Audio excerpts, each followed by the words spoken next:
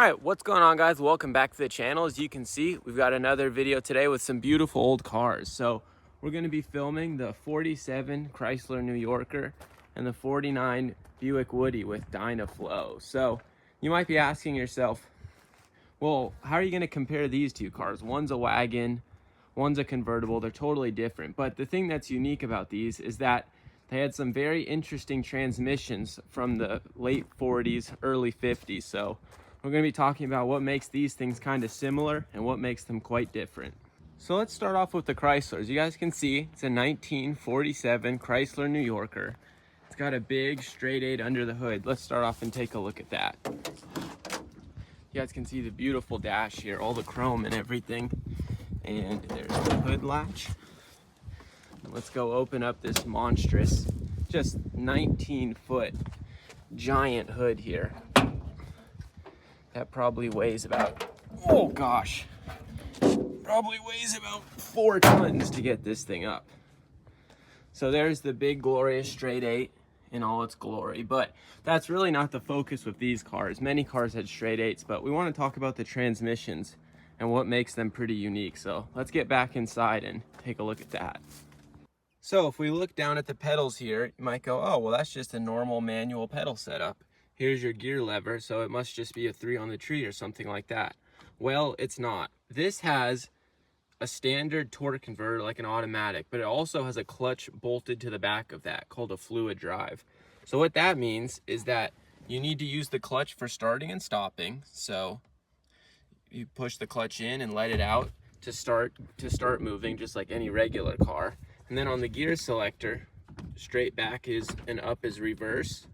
And then up is your low range. So that'll be first and second gear.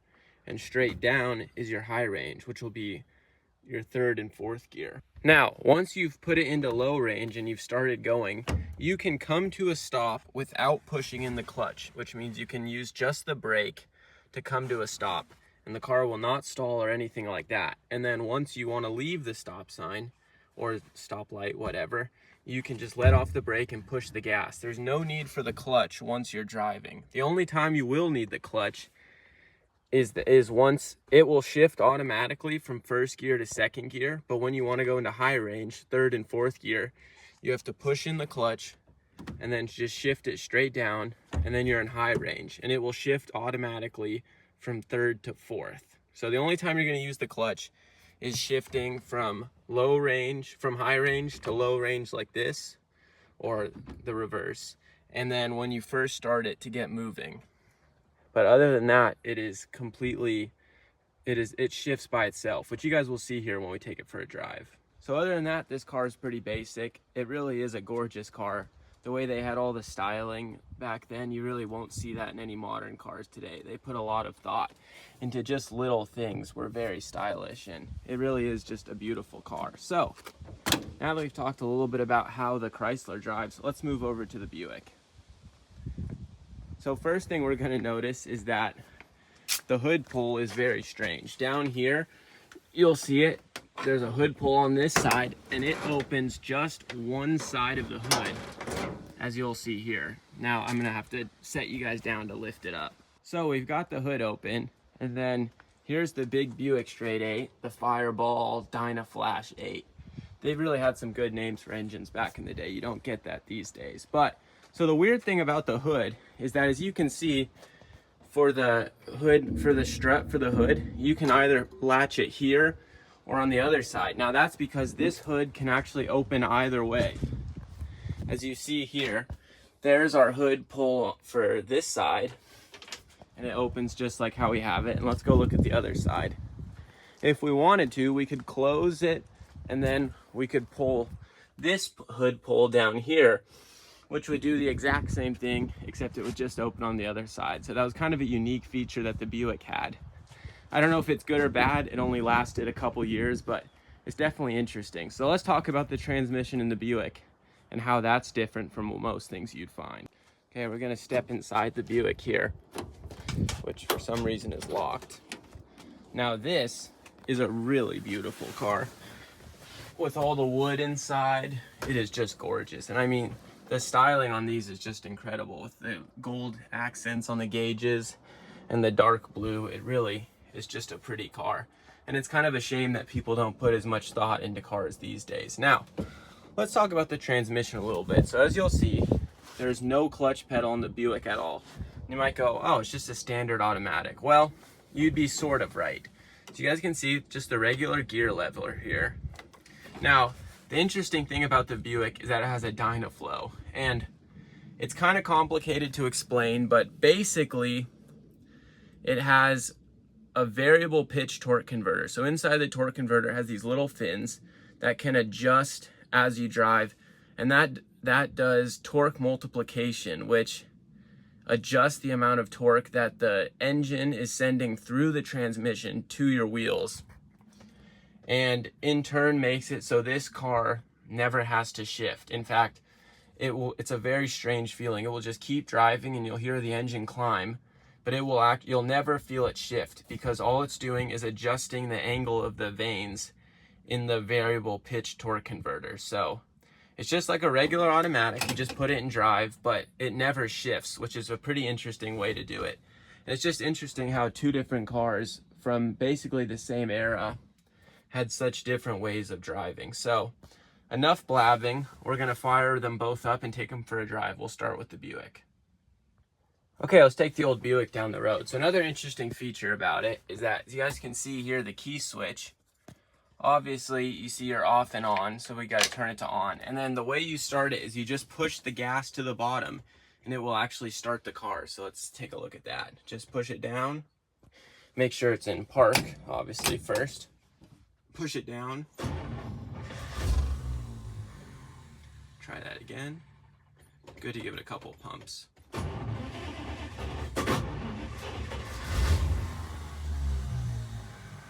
It's kind of an interesting system. One more time.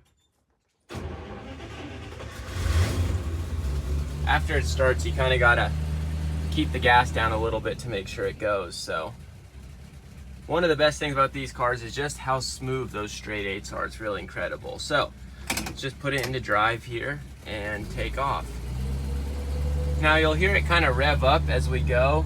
That's just, I guess, kind of one of the features of the Dynaflow, is that it sort of needs a little more RPM to get going than, say, the Chrysler will need. So it's a very interesting car, but as we drive here, you will notice it is not going to shift, and in fact it is just going to keep on keeping on pretty much. Can't go too fast here on the gravel. We don't need a bunch of rock chips in it, but it really is kind of an interesting sensation, and it just adds to how smooth these cars were. That was basically the goal back then. They wanted their cars to float over bumps and just be as smooth as possible, which is almost the opposite of today. Everything's got super sporty suspension and is kind of real low to the ground and rough riding, and it's not smooth like it was back in the day. So let's get on to the nice road here. So now that we're on the flat, so as we accelerate here, you're just going to hear the engine kind of steadily accelerate. Now as those vanes in that torque converter adjust, it makes less torque as you start moving, and it needs more torque multiplication when you're first starting. So the faster you're going, the less torque multiplication the car needs to keep it moving. So let's turn around here and head back, because it is not registered to drive on the public road.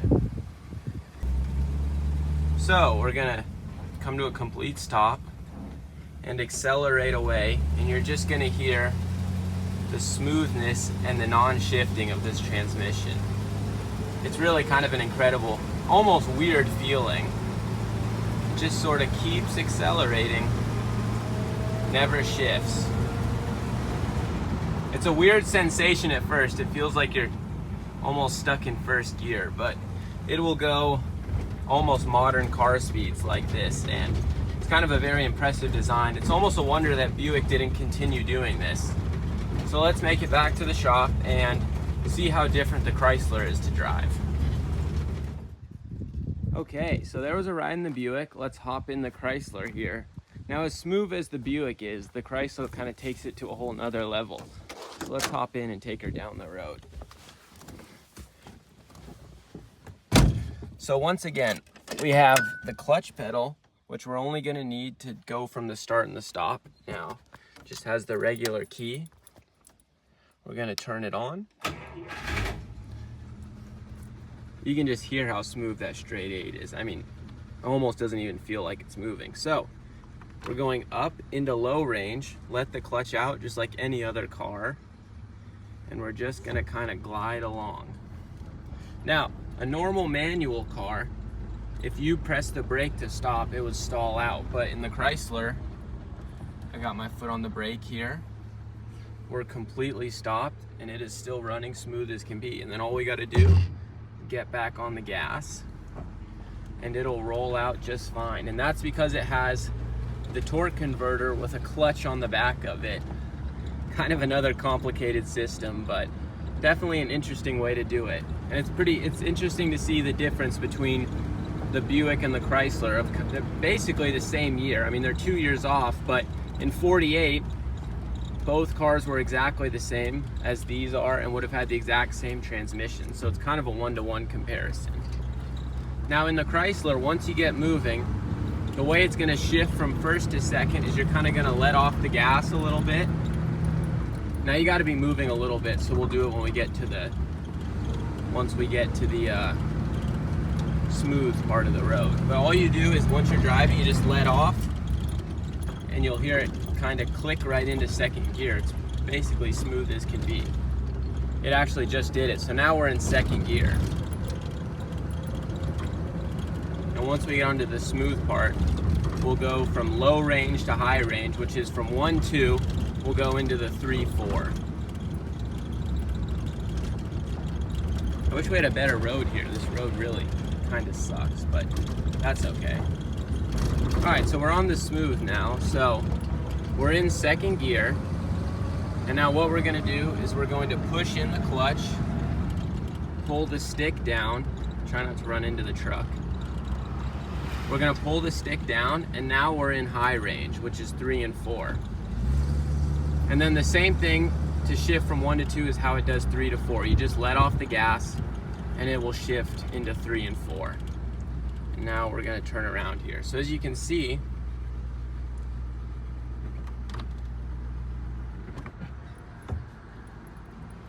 we're stopped here. We've got it in low range, foot's off the clutch, and we're just using the brake, pretty much like an automatic. So let me turn around here. Okay, so we're in stopped, we're in low range, so we're just gonna let off the clutch to get moving. And then once we're moving, let off the gas. It just shifted into second gear, we're going. And then to shift into high range, clutch back in, down on the stick, and now we're in 3 and 4. And we can't get going fast enough to do the 3-4 shift, but it's the same thing. You just let off the gas and it'll shift into 3 and 4. And then if you want to downshift back into low range, same thing, back on the clutch, and then you're back in low range. So, but once you're in high range, you can just drive around town like that. At stop signs, you just use the brake and it'll start and stop just fine. So I would almost call it a semi-automatic, I guess would be the closest way to do it. It'll shift some gears on its own, and then some gears you have to shift it. But in terms of smoothness, it is just one of the nicest driving cars. And the plaid interior is really nice too. So let's make it back and we'll do a final review on them. So there's kind of a review of the two cars. I hope you guys enjoyed it. Now, hopefully you learned a little something too. Now let me know in the comments down below which one you'd rather have. Do you like the look of the Buick station wagon or the Chrysler a little more? And which transmission you kind of think is a better driving transmission? So hope you guys enjoyed the video, maybe learned a little bit. If you did enjoy it, don't forget to like and subscribe. It really helps out the channel. And we'll catch you guys on the next one.